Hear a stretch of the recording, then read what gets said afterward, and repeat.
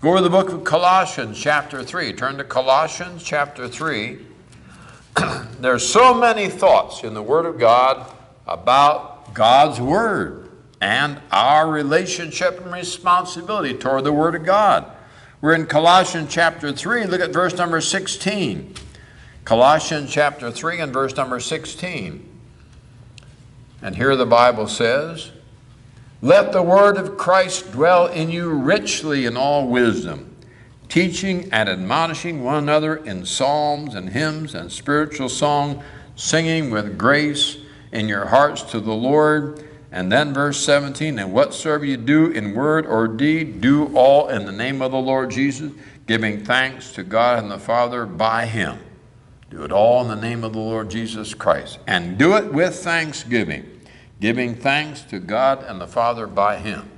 We know it's not easy to be thankful when things are not going well, but we've got to keep in mind this great thought, and that is all things work together for good to them that love God.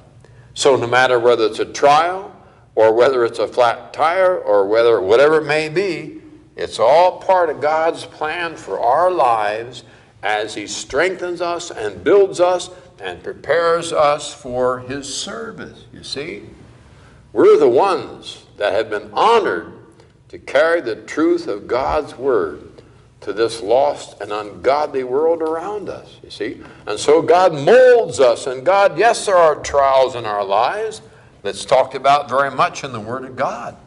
But there's a purpose in the trial. It is to strengthen us and to draw us closer to the Lord and prepare us for the next situation that's going to crop up.